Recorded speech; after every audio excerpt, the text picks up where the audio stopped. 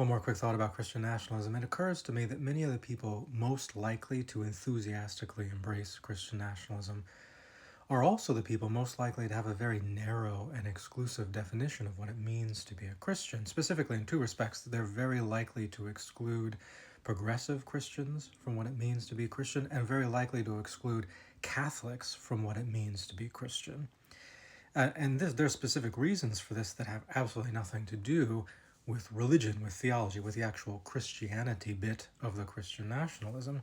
Progressive Christians are going to be far less likely to be loyal to Christian nationalists' particular political claims, and as a result, they're excluded not because of anything really to do with their Christianity, but rather just because they're not going to support their specific conservative political agenda.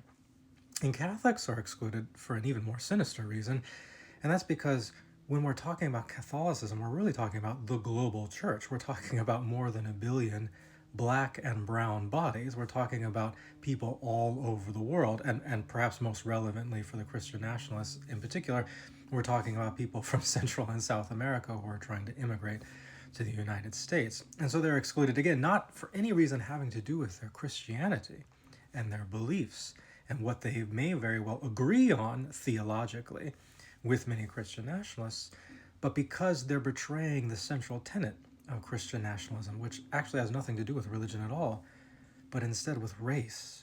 Christian nationalism is just white supremacy. And scholars much smarter than me have said this. If you ever listen to Cornel West, for example, talk about Christian nationalism, if you've ever listened to Cornel West talk at all, you'll know he often adds little parenthetical phrases in the middle of his sentences when he's talking about things to clarify or to dress up what he's saying. But when he talks about Christian nationalism, he'll often say Christian nationalism, male supremacy, white supremacy, right? He adds those in there because that's really what we're talking about when we're talking about Christian nationalism. And Angela Parker, who said that when we're talking about Christian nationalism, the Christian is really just synonymous with white.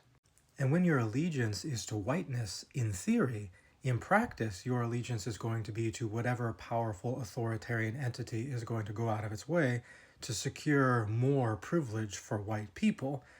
And in this context, that is President Trump.